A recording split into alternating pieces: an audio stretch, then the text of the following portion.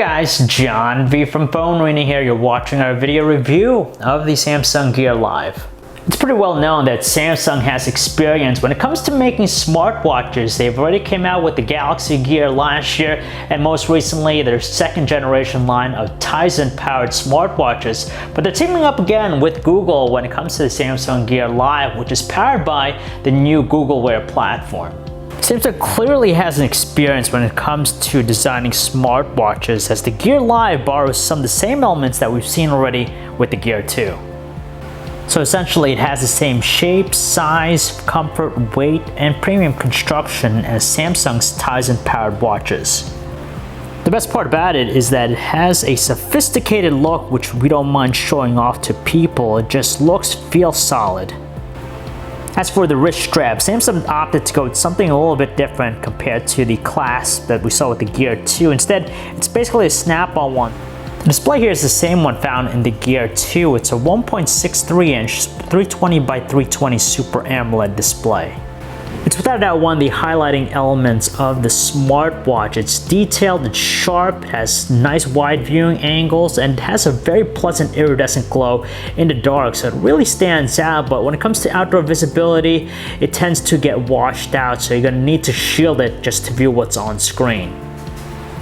For the most part, the stainless steel frame maintains a clean look with the exception of a physical button on the right side of the smartwatch. It's depending on how you have it set up, it's either used to dim the display or turn it off, and nearby you have a notch for the microphone.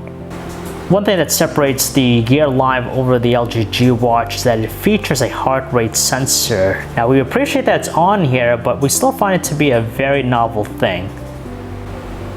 It's worth mentioning that it's also IP67 certified, meaning that it's both water and dust resistant, so if you happen to wash your hands with it on, you don't have to worry about it breaking or being damaged. With that in mind, it means that it still requires this proprietary charging cradle to charge the unit. The hardware is one part of it. The bigger picture here is Google's new Android Wear platform. It's what powers the Samsung Gear Live and all the other upcoming smartwatches that are going to be running the platform. It's obviously an intriguing venture for Google. It's something new for them, and we kind of relate the Android Wear experience to be nothing more than Google Now, but on your wrist.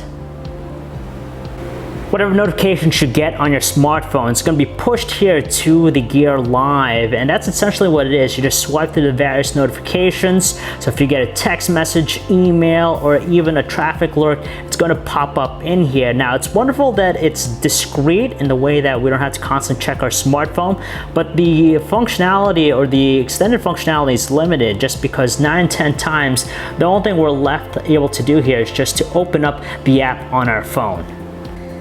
Android's known to offer a depth of personalization, but here with Android Wear, we're very limited out of the gate. The only thing we could change here is just the watch from on the home screen. The best part about Android Wear, we feel, is its instant access to Google Now's various voice commands. So basically, speak the word, "Okay Google," and then from here you could do a plethora of things. You could ask it what the weather's like, take notes, you could even ask for directions, and it's just nice being able to do everything via voice. For example, you could say stuff like, "Okay Google, what's the weather like?"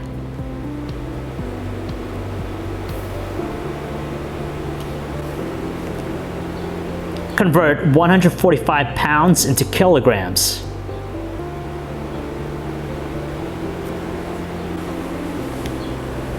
How tall is Michael Jordan?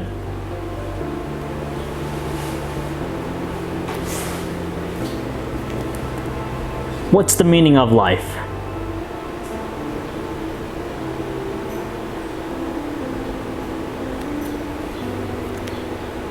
Why did the chicken cross the road? As you can see, we have the power of Google Now on our wrists. It's very useful in many scenarios, and it's definitely its standout feature. Still, Android Wear has its shortcomings, but of course, it's still in its infancy, and as it matures, develops, it's going to gain more functionality. As it stands right now, it's nothing more than a hub for notifications and access to some of the Google Now functions.